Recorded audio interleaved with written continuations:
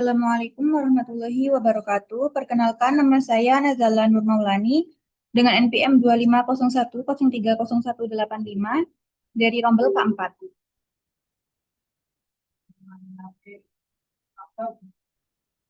Yang pertama yaitu mencari jumlah karyawan Departemen Legal dengan kepuasan kerja sangat tinggi dan tingkat stres paling tinggi. Saya menggunakan rumus COUNT-IF, caranya sama dengan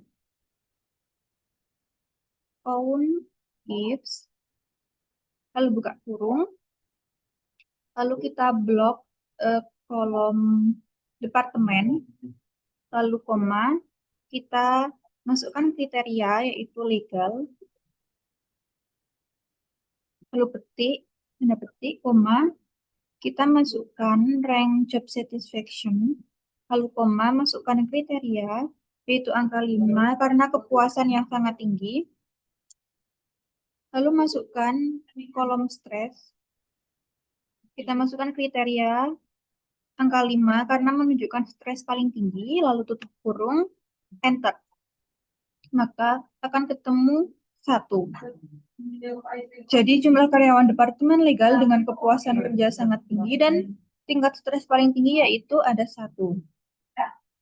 Lanjut nomor B yaitu rata-rata pengalaman kerja berdasarkan status pernikahan. Saya menggunakan dua cara. Yang pertama yaitu manual. Rumusnya yaitu sama dengan average if,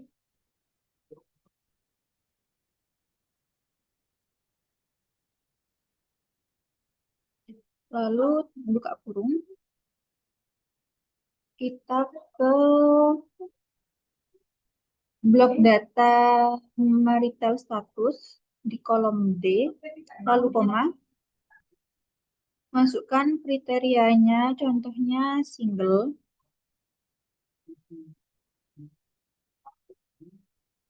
lalu kita blok kolom experience.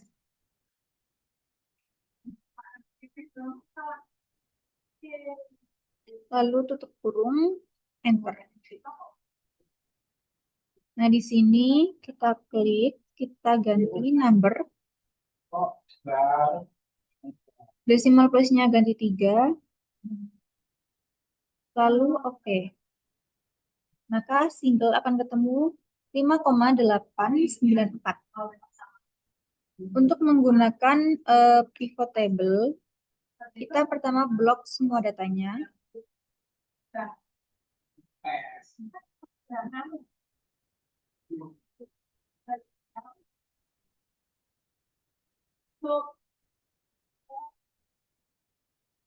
Lalu ke insert pivot table.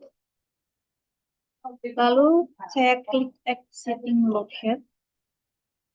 Lalu kita klik rank yang kosong. Sebelah sini. Lalu oke. Nah, di sini kita memasukkan marital statusnya, kita tarik ke rows. Lalu kita tarik experience ke values. Kita klik sum of experience-nya, lalu klik kanan. Lalu kita ganti ke average.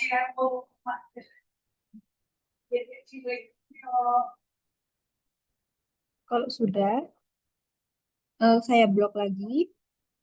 Lalu ke home, number. Kita ganti number. Lalu decimal place-nya ganti ke 3. Nah, jadi ini tinggal diurutkan yang tertinggi dan terendah. Jadi rata-rata pengalaman kerja berdasarkan status pernikahan itu yang tertinggi itu widow dan terendahnya itu single. Lanjut nomor C yaitu job level dengan rata-rata work-life balance dan physical activity tertinggi. Saya menggunakan pivot table, caranya sama, di blok semua datanya.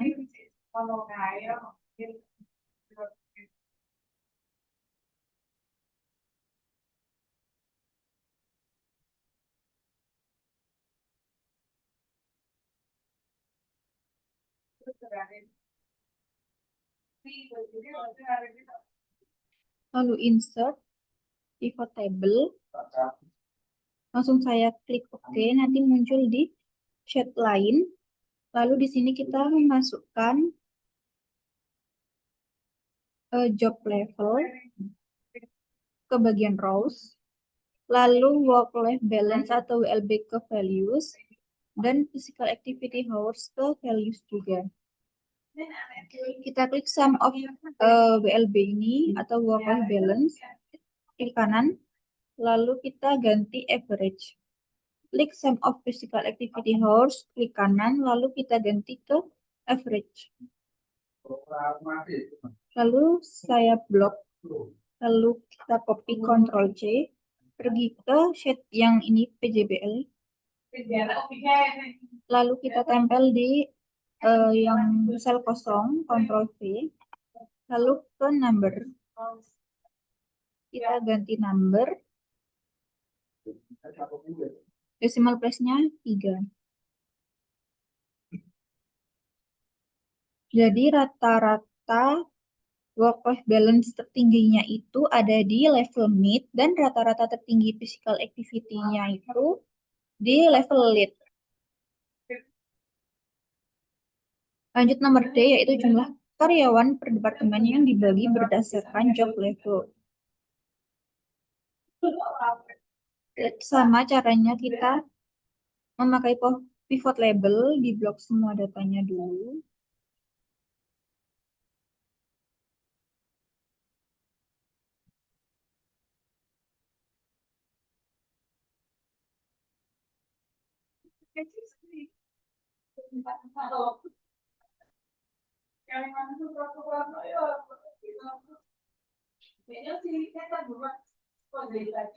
Lalu insert pivot table, langsung klik OK. Kita masukkan departemen ke bagian rows, lalu job level bagian columns, dan MID kita bagian values. Lalu klik sum of MID, klik kanan, lalu kita ganti count. Kita blok datanya, pergi ke insert, lalu kita klik recommended card, lalu kita pilih yang batang bertumpuk, lalu OK. Di sini ada tanda plus, kita klik, kita checklist exist titles, card title, data label, dan pastikan legendnya juga sudah di checklist. Lalu saya klik, saya copy Ctrl C, lalu ke PJBL, saya tempel di bagian yang kosong, Ctrl V, lalu kita sesuaikan ukurannya. Saya besarkan agak sedikit.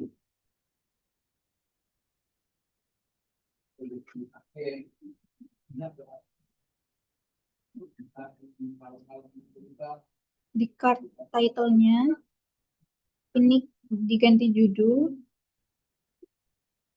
judulnya jumlah karyawan, jumlah departemen.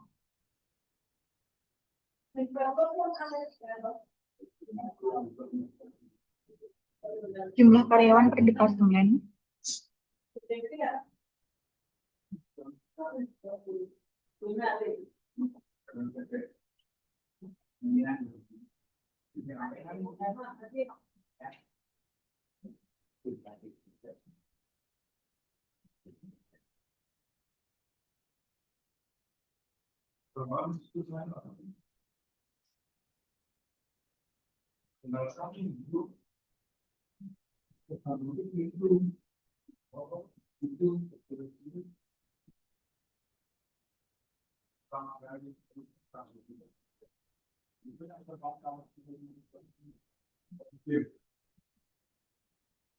Lalu di exist title yang bawah,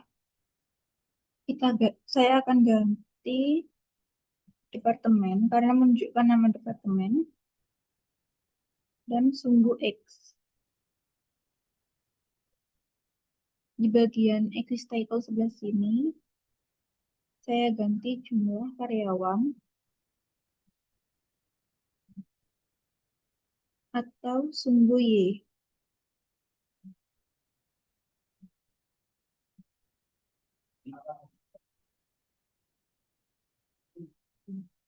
Nah, di sini saya menyebutkan 3 insight. Yang pertama yaitu karyawan terbanyak terdapat pada Departemen IT yang berjumlah 774.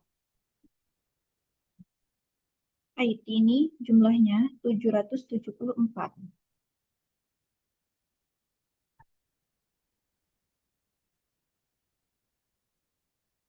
Di sini.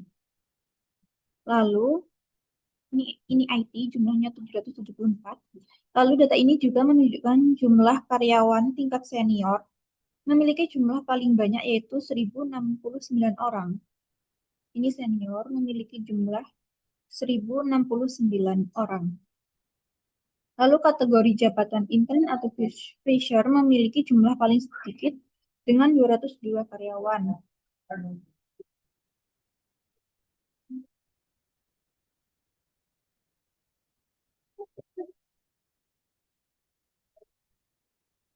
Lanjut, yang pertama yaitu mencari uji beda rata-rata tingkat kepuasan kerja karyawan lembur dan tidak lembur.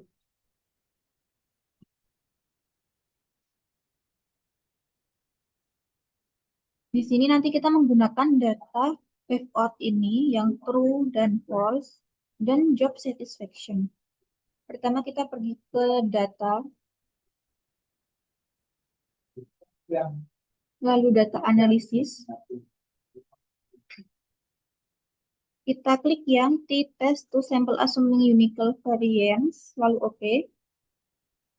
Lalu kita blok job satisfaction-nya ini dengan patokan without true and false-nya. Kita blok job satisfaction yang true dulu.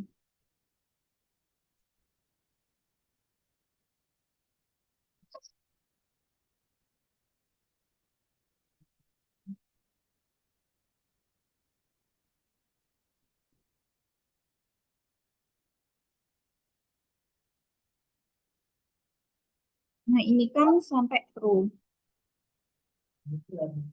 Lalu yang kedua, kita blok job satisfaction yang false. Ini bagian false.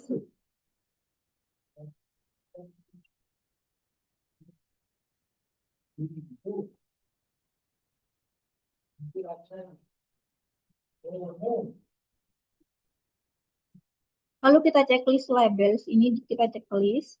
Lalu output rank. Kita klik rank yang kosong. Yang akan memunculkan tabelnya. Saya klik di sini. Lalu oke. Maka akan muncul seperti ini. Lalu ke home. Number. Saya ganti number. Lalu decimal place-nya 3. Lalu oke. Nah, kita lihat di sini totalnya atau p-value-nya itu 0,000 yang artinya di bawah 0,05.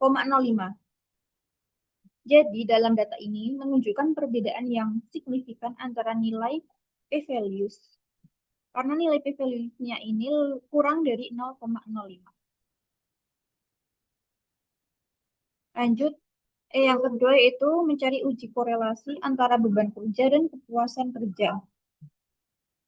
Kita cari dulu datanya yaitu workload atau beban kerja dan job satisfaction atau kepuasan kerja. Datanya dari sini.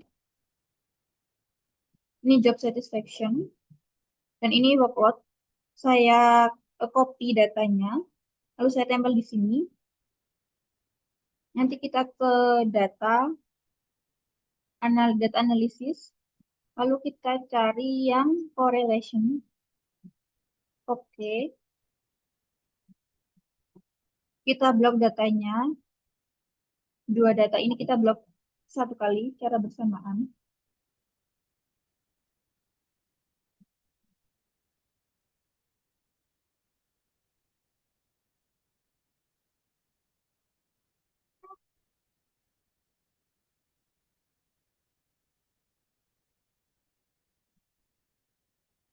Lalu checklist labels in phase now, output rank.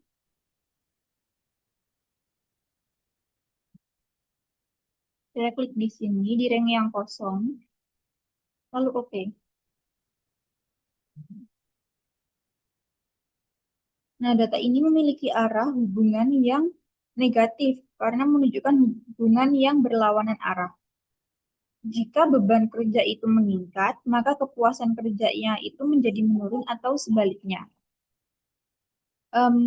Data ini memiliki kekuatan yang lemah karena 0,25 ini terletak dari rentang 0,25 sampai 0,39. Karena di rentang 0,20 sampai 0,39 ini menunjukkan kekuatan yang lemah. Jadi data ini juga termasuk kekuatannya lemah karena nilai ini itu 0,25, tidak lebih dari 0,39.